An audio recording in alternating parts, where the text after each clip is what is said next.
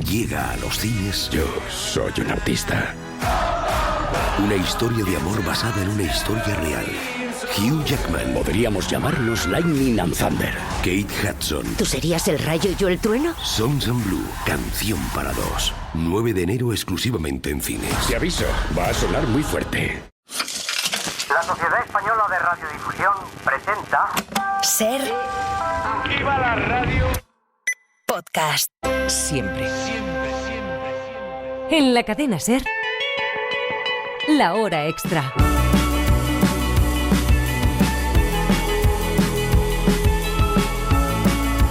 Con Dani de la Fuente.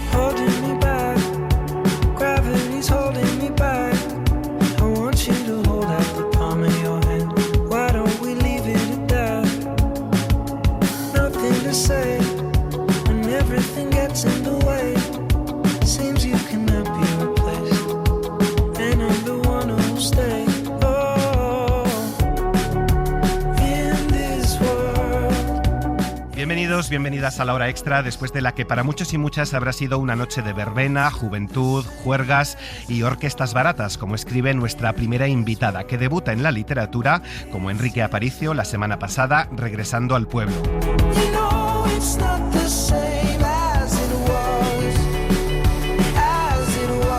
La maternidad es el cuento de nunca acabar, el de todos los tiempos y lugares del mundo, leo, y hoy recibimos a una madre que ha perdido a todos sus hijos, Hécuba, se los han asesinado, y a la actriz que la interpreta, que ha pedido perdón a sus hijos, dice, por haberlos traído al mundo, un mundo de mierda. Empezamos. Con una canción de Harry Styles, esa que sonó en todas partes este verano y que también me gusta un poco a mí, saludamos a Raquel Delgado, bienvenida a La Hora Extra. Hola, muchas gracias. Gracias por venir a los estudios de Radio Madrid. Raquel nació en Valladolid en 1988. ¿Valladolid ciudad o un pueblo? Nací en Valladolid ciudad, pero crecí en un pueblo pequeñito que se llama Campaspero, que está como a un poquito menos de una hora de la ciudad. Raquel estudió en Madrid y Pamplona, ahora reside en A Coruña. ¿A Coruña ciudad o en un pueblo? A Coruña ciudad. Raquel es licenciada en Periodismo y Comunicación Audiovisual y máster en Comunicación Política y Corporativa. ¿Vives de ello o a qué te dedicas? ¿En qué trabajas? Sí, trabajo en comunicación. Ajá. Sí. Se le da bien la comunicación y también la escritura. Raquel debuta en la literatura con Ser de Fuera, un conjunto de 9 relatos publicado con la editorial Sexto Piso. Del periodismo y la política a la escritura hay un paso que es muy frecuente, que muchos y muchas recorren. En tu caso, ¿por qué te ha dado por aquí? Bueno, no ha sido un arrebato, ¿no? Porque esto de escribir, por desgracia, lleva mucho tiempo. Ojalá llevara menos. Bueno, yo creo que es muy común, o sea, no sé si tanto en comunicación, pero siguen las personas que estudiamos periodismo, ¿no? Que es como la aplicación práctica en muchos casos de la vocación por comunicar o por escribir.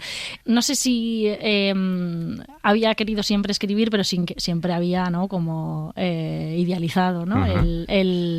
El mundo de la escritura, porque yo soy súper lectora desde muy pequeña. Entonces, bueno, siempre era una cosa que estaba ahí, ¿no? Como de, cómo admiro a los escritores, ¿no? Y me apetecería en algún momento hacerlo. Había escrito alguna cosita, pero nunca en serio. Y yo creo que fue más o menos en 2020 cuando sí que pensé que tenía que hacerlo. La pandemia, no me digas. Más o menos coincidiendo, ¿eh? Pero no fue una cosa motivada por el encierro, ¿eh? Vale. Creo que lo hubiera hecho aunque no hubiera habido pandemia, espero.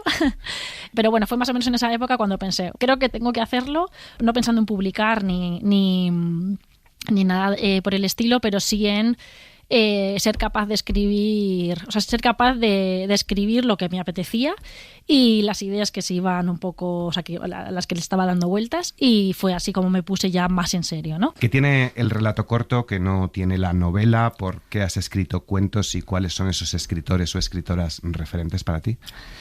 Pues, o sea, yo siempre he leído mucha novela, de hecho más que relato. pero en los últimos años, y también no sé, o sea, yo creo que en países como Estados Unidos es algo que lo tienen, o sea, el tema del cuento y del relato es algo que es más popular, ¿no? Pero yo creo que aquí también en España en los últimos años hemos leído muchísimo relato, y también creo que cuando estás empezando a escribir, hombre, también depende de la idea que tenga cada uno, ¿no? Pero en mi caso las ideas que yo tenía se ajustaban más al formato del relato, ¿no?, que al formato novela. También a la hora de empezar, aunque esto suene un poco, no sé si llamarlo vago, un relato parece más asumible, ¿no? Ves el final antes. Lo que tiene de trampa es que una vez que terminas un relato hay que ponerse con el siguiente y vuelves a tener el problema del principio y del final, que es como lo más difícil. Entonces, en mi caso estuvo motivado porque estaba ya leyendo mucho relato. Lorrie Moore, Lydia Davis, en español, en este caso traducida del euskera Aide Rodríguez, que tiene una colección buenísima, ¿no? Sí. Un corazón demasiado grande. También Zambra, ¿no? El libro que más admiro es poeta chileno, ¿no? Pero sus libros, o sea, tiene también relatos cortos, ¿no? Buenísimos. Leonard Michels también, que me gusta mucho, americano. Bueno, y un poco esta cosa, ¿no? De, por un lado, que crecía mi interés por el cuento, por lo que estaba leyendo, y que se ajustaba más a las ideas que yo tenía, ¿no? De cara a poder armar algo, pues fue así como me puse a escribir relato, en lugar de otro formato. Las protagonistas de tus relatos son mujeres. ¿Por qué? Y no sé si has volcado en ellas tus experiencias personales. Son mujeres porque prácticamente todo lo que se narra son experiencias o momentos vitales que son cercanos a mí, ¿no? No porque los haya vivido directamente, pero porque creo que puedo contarlos porque los conozco, ¿no? De alguna manera. Y el hecho de que fueran mujeres es porque una mujer es, el punto de vista de una mujer creo que es más cercano, ¿no? Y puedo narrarlo con mayor verosimilitud. O sea, me interesaba mucho, no tanto verosimilitud, sino verdad, que fueran veraces, ¿no? Que transmitieran sensaciones, sentimientos, situaciones que no solo te creyeras, sino que estuvieras percibiendo que son verdad. Y como me interesaba esa parte, ¿no?, de realismo y de veracidad, por eso opté por narradoras mujeres. No me hubiera importado, o sea, de hecho, ojalá, ¿no?, hubiera entrado también algún hombre narrando, pero bueno, eso igual ya vendrán. Para otro libro, sí. El libro se titula Ser de fuera, como uno de los relatos en el que leo: hoy los que somos de fuera nos quedamos dormidos al instante. Encadenamos un sueño con otro, soñamos con nuestra familia, con la otra familia, con nuestro novio que vendrá pronto. Sueños pacíficos que una vez soñados salen de nuestra cabeza para siempre. ¿Qué es ser de fuera? Y al final creo que todos tus personajes, estas mujeres, son de fuera, ¿no? Como Aurora de Campanadas, que también se siente desplazada, son de fuera incluso de ellas mismas.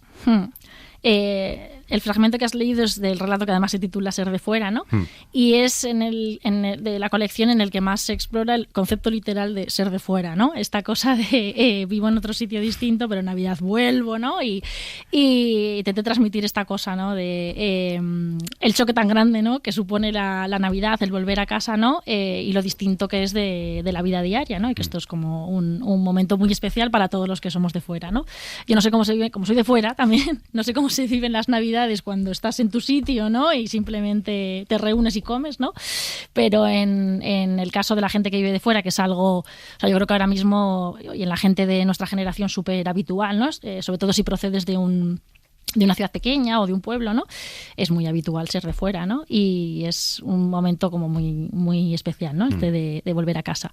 También es un poco más amplio porque hay algún relato en el que trata el ser de fuera de alguna experiencia que se está queriendo tener y no se tiene, ¿no? Como en el caso de la maternidad, o una experiencia en la que hay algunos personajes que sí están dentro y otros lo están viviendo desde fuera, ¿no? Esto no lo he explicado muy, claro, sí. Muy bien, pero el relato que además creo que es en el que he intentado ponerle más humor de la maternidad, cómo convive con la madre que se transforma en abuela, ¿no? También es un ser de fuera, ¿no? En el que hay uno que está dentro y otro que está fuera, y cómo se relaciona eso. En ese relato leo: ¿por qué quisimos ser madres? ¿Por impulso? ¿Por inercia? por necesidad, porque podíamos, para amar a nuestros bebés, como querríamos que nos hubieran amado nuestras buenas madres? Son preguntas que toda mujer se hace, toda madre se hace, que tú te has hecho. ¿Cómo ha marcado la relación con tu madre y con tu hija Inés la escritura? Bueno, yo creo que la única manera de... Bueno, no sé si es la única, ¿no? Hay muchas maneras porque cada persona, cada mujer se enfrenta a la maternidad de una manera, pero creo que siempre te lanzas de una manera un poco inconsciente, ¿no? Y no se puede razonar al 100%, ¿no? ¿Por qué lo haces? Pues no, un poco esas preguntas, ¿no? Porque puedes, porque te apetece, pero no creo que sea algo que se pueda intelectualizar, ¿no? Uh-huh. Y al mismo tiempo es un momento, yo también que estuve leyendo así como, no solo ficción o relatos de verdad, ¿no? Sobre, o sea, testimonios, ¿no? De madres, también leí... que sale, ¿no? Sale el pediatra Winnicott, ¿no? También leí alguna cosa de psicología, etcétera. Sí que es un momento en el que la relación que tú has tenido con tu propia madre, ¿no? Vuelve a ti, ¿no? Es lo más cercano a volver a ser niña tú misma, ¿no? O volver a ser... Entonces sí que pues recuerdas muchas cosas, comparas muchas cosas, ¿no? Es un momento de mucha unión con tu propia madre, ¿no? A veces surgen conflictos como en el relato. Creo que está narrado así como con bastante humor. Es un momento muy especial. Ni la abuela ni la madre están con la suficiente tranquilidad porque es un cambio tan grande, ¿no? Como para vivir relajada este momento que involucra a toda la familia, ¿no? El pueblo también es un personaje más de los relatos, como lugar físico o como lugar emocional, ¿no? Si no estamos ahí. Y por eso te preguntaba de dónde eras. Leo, los nacidos a partir de los 80, Raquel es del 88, habíamos crecido sabiendo que nuestro futuro estaba en otra parte, que el pueblo iba camino de la desaparición. ¿Qué conexión tienes tú con el pueblo, con el campo, con el rural, con aquella memoria de la infancia? Bueno, yo nací en Valladolid, pero estuve viviendo durante mis primeros 7 años en un pueblo pequeño, ¿no? Que no ha desaparecido, afortunadamente, ¿no? Pero sí la mayor parte de la gente joven, aunque regrese habitualmente, no hace vida en el pueblo, ¿no? Porque no hay muchas oportunidades de trabajo. Pero bueno, sigue siendo lugar de origen y de vuelta para un montón de gente, ¿no? Además de los que continúan viviendo ahí. Y yo mantengo todavía una relación, vamos, o sea, no sé si constante, pero vuelvo muy a menudo. Noches de verbenas, juventud, juergas, orquestas baratas, frente a las cifras que das hoy, por ejemplo, en un pueblo, en el último relato. Se está desmontando el amor romántico y creo que también hay más literatura rural, por decirlo de alguna manera, de gente que escribe habiendo vivido o estando viviendo allí. Hay que reivindicar más desmontar también la idea de lo que es el campo. Sí, yo he intentado no mitificarlo, no lo sé porque yo no vivo ahora mismo en un pueblo, ¿no? Pero sí que sé que para las generaciones anteriores, sobre todo si te has dedicado a la tierra, al campo, los trabajos de agricultura son muy duros, ¿no? Entonces el pueblo no es este espacio bucólico, ¿no? En el que vives una vida relajada, probablemente es un entorno más tranquilo, pero en el que se trabaja duramente, ¿no? Las personas que se dedican, sobre todo pensando en la agricultura, ¿no? Que es lo que más conozco. Y las condiciones han sido duras. Entonces mucha gente también, ya no es solo que no haya encontrado oportunidades profesionales en el pueblo, sino que ha preferido optar por otro tipo de trabajos menos duros físicamente, ¿no? Entonces probablemente es más fácil idealizar el pueblo o el campo cuando no se ha vivido y trabajado de las labores propias, ¿no? Que se han desarrollado en los pueblos, pues eso, vinculados a agricultura o a ganadería o a trabajos más manuales.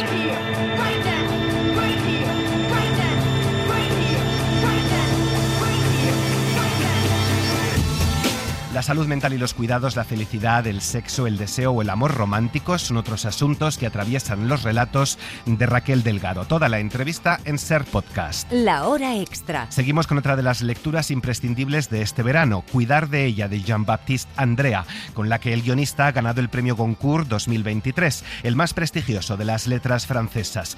Cuidar de ella, publicada por Alianza de Novelas, es una historia de amor, de clase, de arte, durante el ascenso del fascismo en Italia. Ha hablado con su autor Raquel García. Durante 20 años, Jean-Baptiste Andréa trabajó como director y guionista de cine entre París, Londres y Los Ángeles.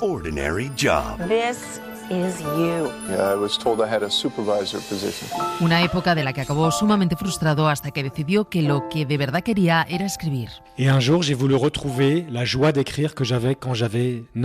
Un día quise experimentar la alegría de cuando tenía 9, 10, 12 años y poder escribir sin filtros. Escribir yo solo con el papel, y es lo que logré con mi primera novela y con las siguientes. Recuerdo verme sentado en mi despacho y decir, ¡qué alegría! No la pierdas nunca, es una alegría que tiene que ver con ese proceso de creación de cuando era niño. Cuando te dedicas al cine, cuenta Andréa, entre la idea que uno tiene y su ejecución, hay 100 personas y eso hace perder la esencia. Tenía 47 años cuando dio el salto y escribió su primera novela. No fueron inicios fáciles, hasta 14 editores rechazaron el manuscrito. Ahora el premio Goncourt pone la guinda a una decisión que siempre supo que era la correcta. La ventaja de la literatura frente al cine es que no me preocupo de lo que quiere el público. Escribo lo que a mí me gustaría leer. Al público le gustan las historias, pero no las historias personales del autor. A mí la forma en literatura no me interesa nada. Es como en una persona. A mí en una persona me interesa lo que está detrás de la forma. No tengo ninguna preocupación en cuanto a la forma o el género. Yo lo que quiero es contar historias. El jurado del Goncourt destacó la imaginación novelesca de Cuidar de ella, su cuarta novela, que tras una reñida votación logró alzarse con el galardón de mayor prestigio de las letras francesas. Una historia de amor que nos cuenta la relación de un genial escultor y una hija de aristócratas desde que son niños, con el ascenso de la Italia de Mussolini como telón de fondo. Entiendo el amor en su sentido más amplio, como una energía creadora pero también destructora. El origen de la historia gira en torno a un misterio, el de una obra de arte que quiere esconder el Vaticano. Es una idea muy potente. Antes de ponerme a escribirla, ya sabía cuáles iban a ser las últimas líneas del libro. Andréa se aleja de esa idea tan francesa de la inspiración. La planificación del trabajo no es algo vulgar, asegura el autor, que estuvo 10 meses trabajando en la estructura de la novela antes de ponerse a escribir esta historia de lealtades y de trasfondo feminista, cuya protagonista, inteligente y ambiciosa, acaba toda su vida obedeciendo a los dictados que le imponen y esclava de su propia condición. Al escribir esta novela me di cuenta de que los hombres no somos conscientes de cómo las mujeres se ven abocadas a luchar mucho más para conseguir lo mismo. Este libro habla de ese combate épico de muchas mujeres que yo he visto, mujeres que me han ayudado y empujado a elevarme. Este es el verdadero tema del libro. Me he dado cuenta de que hay cosas que no han cambiado en 100 años. Algunas han mejorado, pero es mucho más difícil ser una mujer que un hombre. Entenderlo ha sido un shock para mí. Frente a Viola, Mimo, alter ego del autor, es un personaje simpático, un tanto torpe, a veces insoportable, pero al que siempre le mueve un afán de mejora. Todos mis libros hablan de creación y de personas que siguen sus sueños como yo, asegura Andréa, que cree que, aunque a veces tengamos otra sensación, vivimos en un mundo mejor en el que somos mucho más sensibles al sufrimiento y a la violencia. Tenemos más capacidad para apreciar lo bello y mayor acceso al arte, aunque nadie habla de ello. Este es uno de los grandes problemas de nuestra época. Solo hablamos de los horrores. Si abres el Guardian, lo ves. Solo hay horror y palabras que hablan de violencia. Así que nos vemos a diario expuestos a una violencia permanente. La cuestión es la forma en la que queramos mirarlo. En un mundo en el que vuelve a amenazar el auge de la extrema derecha, si no prestamos atención, asegura Andréa, podemos volver a hundirnos, pero es esperanzador porque tenemos la capacidad de movilizarnos y de decir que no.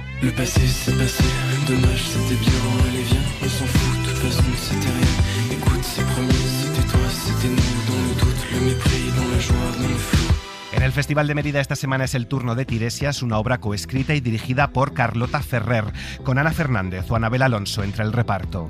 Tiresias es un personaje que aparece en diferentes tragedias, pero siempre es un personaje secundario que aquí hemos convertido en el protagonista, porque tiene una vida apasionante, una vida que es ficción y que es leyenda, pero que además engloba y se encuentra con los grandes personajes de la tragedia griega, y entonces se encuentra con Edipo, con Creonte, Yocasta, Antígona, Hemón, Penteo, Cadmo, y entonces va contando toda esta peripecia. Es un hombre que se pasa unos años siendo una mujer, vuelve a ser a ser hombre, es vidente, es ciego, luego cuando es ciego tiene premoniciones de futuro.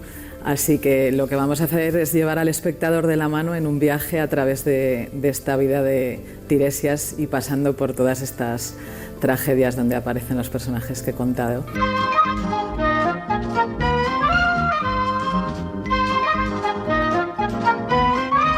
Seguro que más de uno y una ha disfrutado este verano con la reposición de Verano Azul en televisión.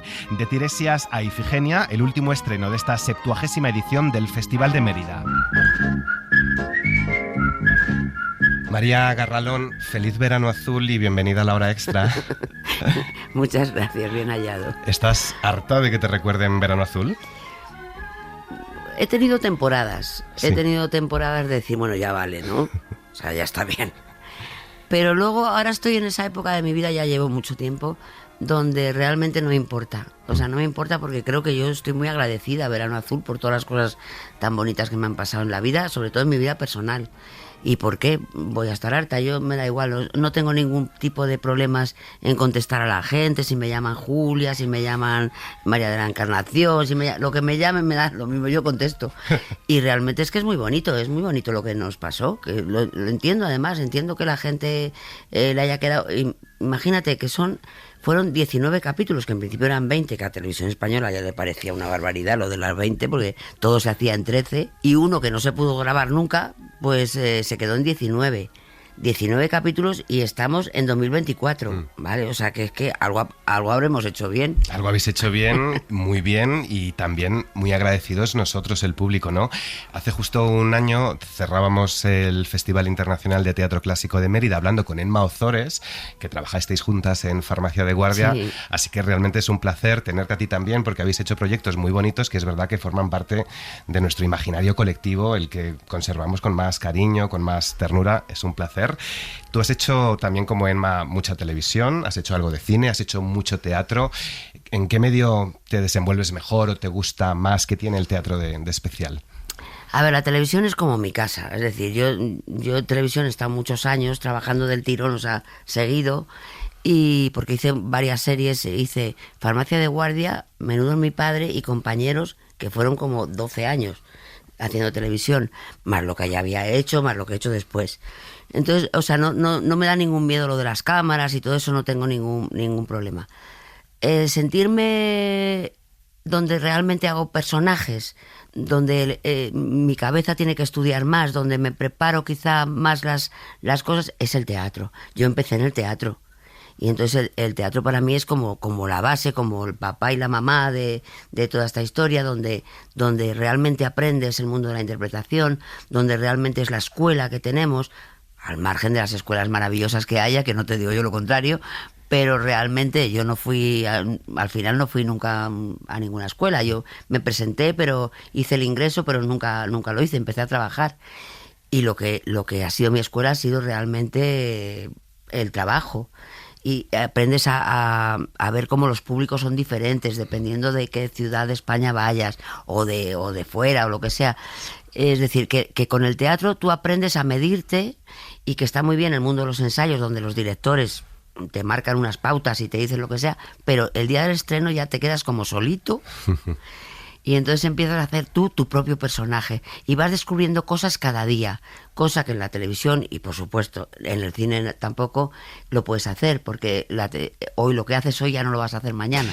María viene a presentarnos Ifigenia, de Silvia Zarco, dirigida por Eva Romero de nuevo. Es el mismo equipo que Las Suplicantes, sí. Muy extremeño, mayoritariamente femenino. ¿Cómo es este equipo? ¿Cómo es este reparto, María?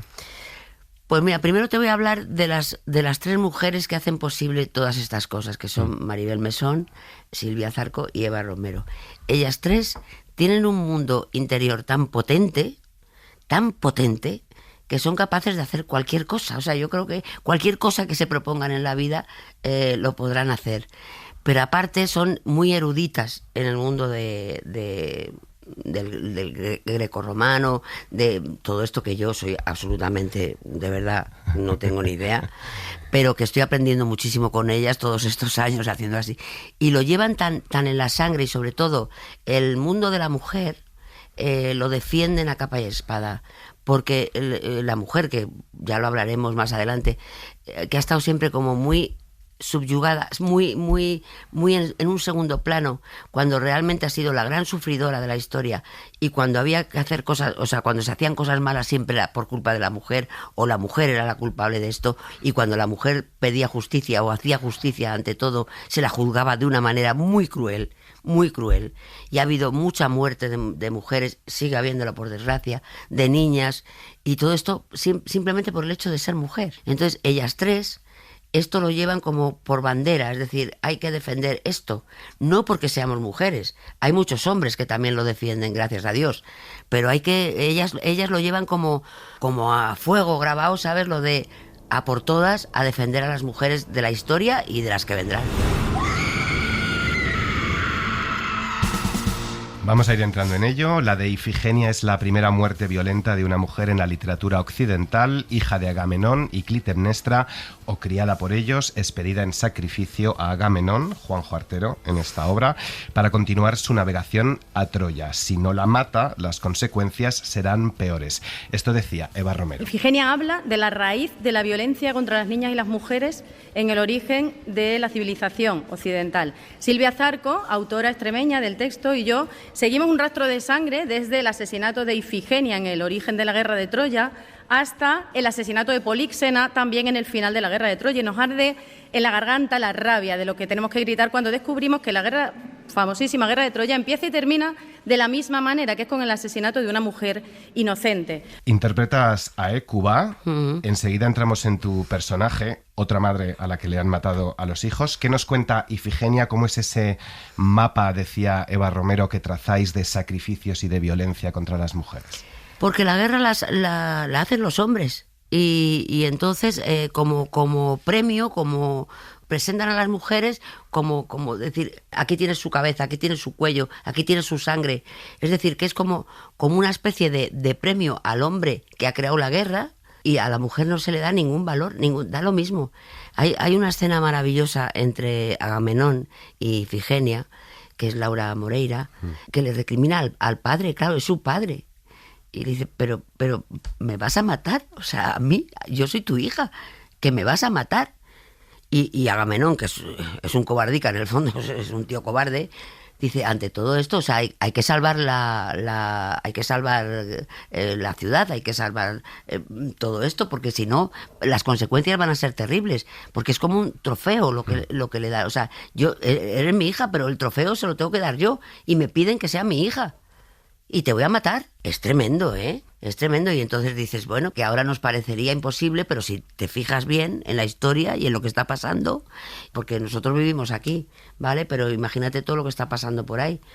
Pues a lo mejor no hemos cambiado tanto, ¿eh? Y ni hemos aprendido tanto. Claro, era la segunda parte de la pregunta que te iba a hacer, porque justo antes del verano hablábamos con una escritora de muchas, Magalí Echevarne, argentina, que escribía: si uno mira atrás al fondo total de la historia, se podría decir que el mundo empezó así. Unos hombres raptan a unas niñas, las hacen suyas, y después viene el resto, un montón de guerras lloronas. Dice Eva Romero también que la guerra de Troya empieza y termina con el asesinato de una mujer inocente. Los relatos empiezan a cambiarse, ellas empiezan a contar sus historias, pero como sociedad, como humanidad, María, seguimos tropezando con la misma piedra. Con la misma. No hemos aprendido nada, porque en el fondo, pues también es verdad que las religiones no han ayudado mucho. Los que mandan, yo creo que están perdiendo la cabeza por momentos, es decir, que en vez de ir para adelante, fijarte en la historia, es decir, tú en tu casa, no sé, tienes una habitación donde se crea moho e intentas arreglarlo, y si te vuelve a salir al año siguiente el moho, pues lo vuelves a arreglar hasta que picas la pared y dices, bueno, vamos a quitar el moho ya de una vez, ¿no? Bueno, pues aquí no. Aquí se deja que el moho crezca y entonces no puede ser, o sea, estamos en las mismas. Se siguen matando mujeres, se siguen matando niñas. Son esclavas sexuales, son esclavas para lo que quieras. En general no se valora. Me produce una tristeza de pensar yo por mi generación me he pasado la vida intentando defender que las mujeres yo no soy muy feminista en ese sentido de decir es que somos iguales. No, perdona, gracias a Dios no somos iguales. O sea, tú eres un señor maravilloso y yo soy una señora, pero que podemos hacer las mismas cosas, que podemos hacer valer miles, es decir, que mi capacidad de cerebral y de aprendizaje es igual o mejor que el tuyo, a lo mejor, no lo sé, pero por lo menos que me den la oportunidad de demostrarlo. Es que se pueden hacer muchas cosas. Es que yo creo que entre hombres y mujeres, si lo hiciéramos bien, tendríamos un mundo maravilloso. O sea, vendrían de otros planetas, si es que existe vida, a decir, qué maravilla, cómo viven en la Tierra. Son geniales. Pero es que no, es que todo es a destruir. Todo es a destruir. Y es muy feo. Yo hace unos días pedí perdón a mis hijos porque no es que yo me sienta muy responsable yo creo que he vivido bastante consecuente con lo que pienso, pero les pedí perdón porque dije, yo cuando os parí, lo que quería era traeros a un mundo no feliz, porque es muy complicado, pero sí un mundo bonito, que fuera bonito para vosotros, que tuvierais oportunidades, que la vida os diera, no sé. Digo, os pido perdón, porque os voy a dejar un mundo que es una mierda, con perdón. Y no es lo que yo quería cuando decidí traeros al mundo. Y es verdad, yo creo que hay que pedir perdón a la gente que sois más jóvenes y que tenéis la vida por delante y decir, de verdad, os dejamos un mundo horroroso. Agamenón y su ejército regresan victoriosos e impunes. Esto decía también Eva Romero. Impune el ejército hasta que las madres, las reinas de vencedores y vencidos, Hécuba y Clitemnestra, unidas por ese dolor, toman la palabra, porque las manos de una madre hablan allí donde la justicia divina y humana se calla. Interpretas a Hécuba, una mujer que pasa de ser la reina de Troya a ser una esclava a la que matan a todos sus hijos. ¿Cómo es este personaje? A ver, no es un personaje fácil porque afortunadamente no es un personaje central de la función, ¿vale? Es la madre de los perdedores, por así decirlo, pero es un personaje con muchísima fuerza porque le han quitado todo en la vida. Es decir, ella la vida la juzgó o la juzga o la juzgará como una asesina a lo mejor, pero realmente, por lo visto, tuvo muchísimos hijos, le mataron a todos. Y entonces Políxena, que es la última hija que le queda, y el pequeñín, también se lo matan. Entonces hay un momento, yo le digo una frase a Políxena que es: Políxena, los griegos han decidido sacrificarte para honrar la tumba de Aquiles. Es decir, te digo, muñequitos, de repente estos señores deciden que a Aquiles hay que hacerle un homenaje porque se ha muerto por lo del talón y toda la historia aquella. Bueno, que yo te cuento así la historia, si hablas con Silvia y con Eva te la cuentan mucho mejor, y deciden que este señor necesita sangre fresca de una jovencita estupenda y preciosa, y deciden sacrificarla para llevar esa sangre a la tumba de Aquiles, y dices, ¿por qué? Entonces, claro, Cuba dice, no puede más, y luego encima ya se entera aparece el cuerpo desmembrado de su hijo, que esto a lo mejor nos suena un poquito de ahora, ¿no? El de un hijo pequeño en la playa, o sea, como que lo escupe el mar, y ya no puede más, y dice, hasta aquí, que es la frase que ha dicho Eva ahora, de las manos de una madre, o sea, la justicia de una madre, ni la divina ni la humana le vienen bien, tiene que hacer su propia justicia. Ya, hasta aquí hemos llegado, ya no puedo más. Y entonces, claro, imagínate, le saca los ojos a su padre, si es necesario, pero se convierte en un animal porque dice, ¿por qué? Y le pregunta a la historia, y entonces yo creo que Cuba le sigue preguntando a la historia, ¿por qué? ¿Cuál es el motivo? Me han matado a todos mis hijos, varones también, pero a todas mis hijas, a mi hijo pequeño, me han dejado sin descendencia. ¿Por qué? ¿Con motivo de qué? ¿Qué han ganado? ¿Cuál es el bien que ha producido todas estas muertes? Entonces yo creo que ahí está la fuerza de Cuba. A ella no le importa morir, que la maten con su hija, que en vez de una ofrenda tenga dos, el señor este del talón, y ya está, pero ya no le importa la vida. Así suena Ifigenia, toda la entrevista con María Garralón en nuestra página web y en Ser Podcast.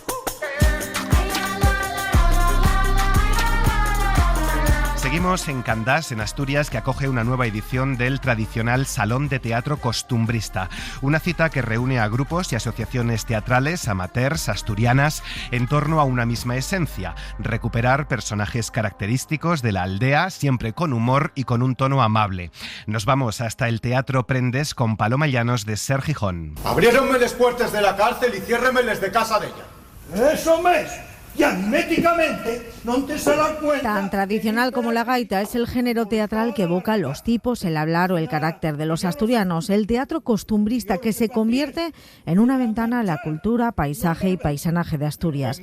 La capital de este teatro durante el mes de agosto es la Villa Marinera de Candás, y el escenario al que este año se subirán 13 compañías es el Teatro Prendes, un pequeño y coqueto coliseo, epicentro de la vida cultural del concejo de Carreño. La 34ª edición del Salón del Teatro Costumbrista de Candás se celebra del 13 al 25 de agosto con funciones diarias, todas a las 9 de la noche. Son 13 compañías, 11 de ellas presentan estrenos absolutos que deleitarán a asturianos y visitantes a tan solo 6 euros. La mejor manera de entender la idiosincrasia de esta región. Alan Fernández es el director del teatro. Son obras actuales, muchas de ellas, otras lógicamente hablan de nuestro pasado, pero son obras que reflejan perfectamente cómo somos los asturianos, cómo nos comportamos en la vida frente a los momentos difíciles y los alegres y cómo reaccionamos. Compañías de concejos de toda Asturias pondrán en escena títulos como Vecines puerta con puerta, Al final de la calella Tollega, Espérote en el puerto o Por un puñado de castañes. Esta será la última representación. Su autor, el prolífico José Ramón Oliva, con más de 60 textos en su haber. Si alguien, tanto de Asturias como de fuera, quiere palpar cómo está el teatro costumbrista en Asturias, no hay mejor lugar a donde ir, porque ahí va a haber los grupos más representativos, las obras más representativas, los autores más representativos, o sea, ahí lo van a tener todo. El viernes 30 de agosto, la gala de los premios Aurora Sánchez cerrará esta edición, también con estreno incluido, del Salón del Teatro Costumbrista de Candás. Y terminamos en Euskadi, en el Museo Guggenheim, con la exposición dedicada a la austríaca Martha Jungwirth, que ha definido su arte como una especie de diario que registra su implicación corporal en el proceso creativo. ¿Y esto qué significa? Nos lo explica Itxaso Velaza, de Radio Bilbao. Design, composition. La exposición de Martha Jungwirth incluye casi 5 décadas de obras, 47 años de trabajo de una manera temática, destacando temas que han sido muy importantes a lo largo de su carrera. Leka Hillemann es comisaria de esta muestra sobre la austríaca Martha Jungwirth. Comienza esta exposición con sus primeros dibujos, buscando los límites entre figuración y abstracción. Se tratan de objetos y de personas. Los objetos toman la forma de dibujos de gran formato que realizó en los años 70 después de hacer un viaje a Nueva York, y estos son importantes porque son el inicio de su trabajo que conocemos hoy en día, que es un equilibrio entre la abstracción y la realidad. Jungwirth pinta todo esto en distintos formatos. Esta exposición aborda los últimos años. Yo trabajo varios métodos: dibujo, acuarela y pintura al óleo. Y lo pinta en soportes nada convencionales como el papel artesanal, libros de contabilidad o cartulinas. Su obra se sienta en un diálogo entre la memoria y la representación.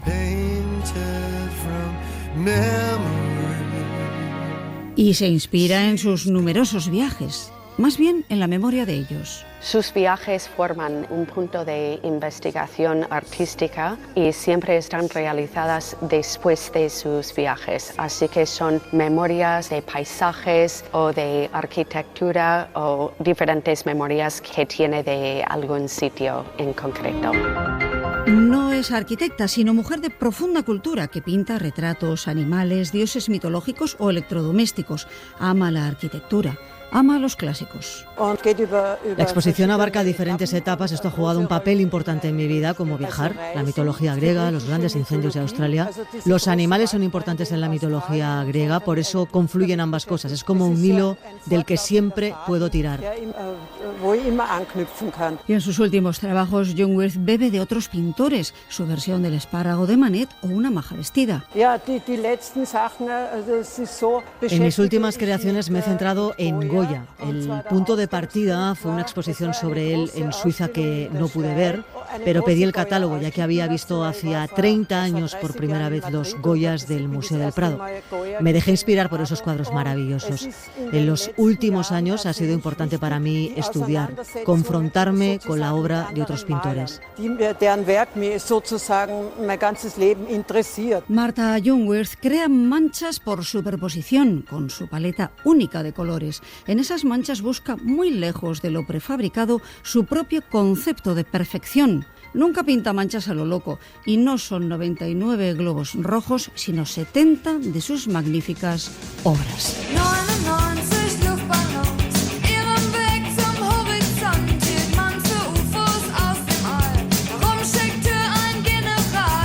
Roberto Salas ha estado en la técnica. Muchas gracias por acompañarnos. Que tengan buena semana.